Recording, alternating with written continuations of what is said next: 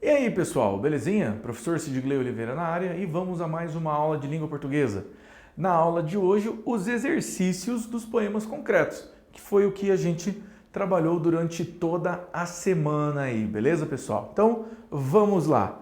Temos ali, lá na página 46, nós vamos ter 3 poemas concretos. Elegia holandesa, né? A gente vai ter aqui do José Paulo Paes. Então, água mole, pedra dura. Então, a gente tem aquele ditado, água mole, pedra dura, tanto bate até que fura, certo? Então, vamos lá, acompanha. Água mole, pedra dura. Água aeole, pedra dura. Água agle, pedra dura. Água, ague, pedra dura. Água, pedra dura. Água, aedra dura. Água, agdra dura. E vai até o final dele mostrando ali, né? Água. Então, o que ele está mostrando ali, gente? Água mole, pedra dura. Então, veja, ela bateu.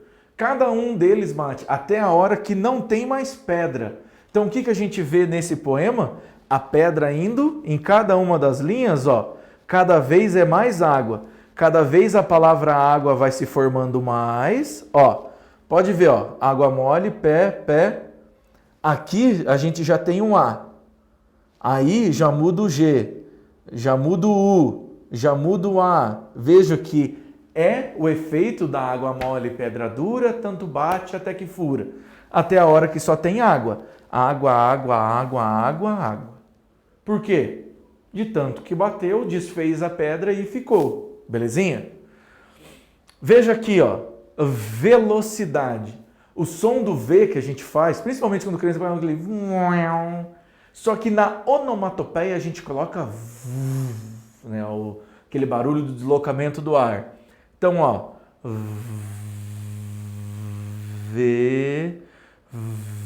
Velo,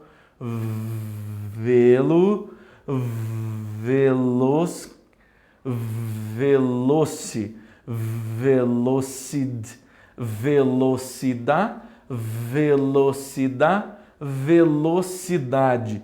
O que ele está fazendo com a letra V, além de parecer que ele está tendo um AVC? Né? Ele está dando a ideia de velocidade aqui, ó. Por quê? Porque a gente fica com o... Então a gente tem que ver, ó, tira a métrica e a gente tem que pensar na sonoridade. Poemas também têm sonoridade, certo? Então, e o último aqui, nesses aqui, gente, nós temos que fazer as trocas. O que é as trocas que a gente vai ter que fazer? Trocar os pontos e estrelas por e o. Então, batendo o olho, então a gente está vendo aqui, né, estrelas, parece um céu estrelado. E a informação que a gente vai colocar, onde quer que você esteja, em Marte ou Eldorado, abra a janela e veja o pulsar quase mudo, abraço de anos-luz, que nenhum sol aquece, e o oco escuro esquece. Então vejam, oco escuro, o céu. Né? A imensidão do espaço, onde o sol não pega, ele não vai aquecer. Então veja, ponto, estrela.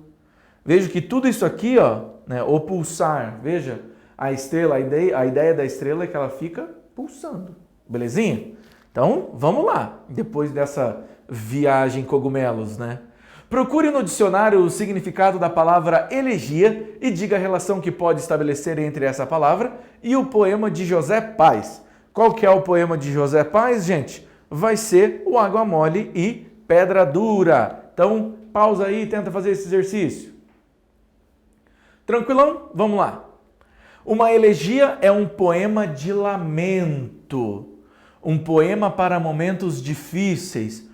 Por isso, a elegia foi utilizada desde a antiguidade para lamentar a morte, a ausência de alguém ou até mesmo a perda da pátria. Na poesia de José Paulo Paz, o termo está relacionado ao fato de a Holanda ter parte do seu território abaixo do nível do mar e enfrentar batalha secular contra o avanço de águas. Existe também o risco da água do mar arrebentar os diques de contenção e invadir o país. Agora vocês viram? Vocês falaram que não tinha nada, eu consigo imaginar vocês. Esse poema aí não quer dizer nada. Aí, ó, tá falando da história da Holanda. Aqui, ó, aqui tem cultura, aqui tem conhecimento, viu só? Vocês ficam aí, ó, viu como não era cogumelos? Tinha uma visão por trás. Então, algumas cidades acabam sendo abaixo do nível do mar e eles colocam diques, proteções para que o mar não entre. Foi o que aconteceu em 2005 quando teve o furacão Katrina nos Estados Unidos. A cidade de Louisiana ela ficava abaixo do nível do mar e quando o furacão Katrina passou, ele arrebentou esses diques. Então, diferentemente de uma enchente, onde a gente tem o que é uma enchente? O nível do rio sobe, mas depois de um tempo ele desce. Como a cidade estava abaixo do nível do mar, os diques arrebentaram, a água não ia embora, a cidade continuava cheia d'água. Eles tiveram que reconstruir os diques e bombear a água para daí as pessoas poderem voltar, certo? O poema Elegia Holandesa mantém a intertextualidade como um conhecido ditado popular. Que ditado é esse e qual a interação que normalmente se faz uso do seu sentido? Ó, o professor deu a resposta para vocês já. Pausa aí e tenta fazer esse exercício. Ele vai pegar o ditado água mole, pedra dura, e geralmente interpretado como estímulo à persistência, pois a água aparentemente é frágil, mas de tanto ela bater na pedra, como a gente pode ver no mar, né, ela vai fazendo um furo na pedra. Tranquilão? No poema, as palavras água e pedra estão sendo usadas no sentido conotativo ou denotativo. Então vamos lá. Conotação é quando a gente está usando o sentido literal da palavra. Denotação é quando a gente está usando o sentido figurado. Então vamos lá. Quando você diz, né, para as meninas, quando passa um menino bonito e vocês falam, ele é um gatinho, significa que ele cospe bola de pelo? Não necessariamente, pode ser que sim, mas não é isso que você está querendo dizer, certo? Você está querendo dizer que ele é bonito. Então, ele é elegante igual a um gato. Né? Quando a gente diz, pô, você é um animal, né? A gente está comparando, né, o raciocínio da pessoa, né, ao animal, porque o animal é irracional. Então, a gente está usando o sentido figurado. Quando eu digo, né, eu falo, né, a pessoa, ela é um doce de pessoa, quer dizer que ela é um doce mesmo? Tipo um brigadeiro? Não! Quer dizer que ela é uma pessoa delicada, uma pessoa legal. Isso é o conotativo. Já o denotativo é o sentido literal. D de dicionário. Denotativo, D de dicionário é o literal. Então, quando você fala, né, fulano é um doce, aí está dizendo que ele é um doce mesmo, beleza? Então, vai lá. Pausa aí e tenta fazer esse exercício. Tranquilão? Então, sentidos conotativo e denotativo, pois ao mesmo tempo que representa a persistência e o obstáculo, também sugerem a situação real da Holanda com o problema das águas batendo ininterruptamente nos diques de pedras, beleza? 4 e 5. O que está representado figurativamente no poema com a transformação gradual das palavras mole, pedra e dura para a palavra água? E substitui os símbolos do poema pulsar pelas respectivas letras e escrevo aqui, ó, já tem a resposta das duas. Vai, pausa aí e tenta fazer. Tranquilão? Vamos lá. Na 4, está representando quase concretamente o fato de que a água pode se infiltrar e dissolver a dureza das pedras, ou seja, tanto bate que vai fazer um buraco. E onde quer que você esteja, em Marte ou Eldorado, abra a janela e veja o pulsar quase mudo, abraço de anos-luz, que nenhum sol aquece o oco do escuro, e o oco escuro esquece. Só fazer as substituições pela letra E pela letra O. Tranquilão? 6. No poema de Ronaldo Azevedo, o que representa a forma como a palavra velocidade foi disposta E o último poema foi impresso com letras brancas em fundo preto. Como podemos relacionar esse ao fato do conteúdo do poema? De novo. Vai lá, pausa aí e tenta fazer esse exercício. Tranquilão? Então olha lá. No poema, né, a composição passa a ideia de rapidez, velocidade, aceleração. E o último poema foi impresso em letras brancas, né? O poema fala do espaço, o oco escuro onde estão as estrelas e as esferas. É só pegar uma imagem do espaço que você vai ver a comparação. Então não é só as palavras, nós temos que analisar tudo em volta delas, beleza? Então, olha lá. Enem 2015, da sua memória. Então vamos lá, leia esse poema com o professor, pessoal. Então olha lá, da sua memória. Mil e muitos outros rostos soltos, pouco a pouco apagam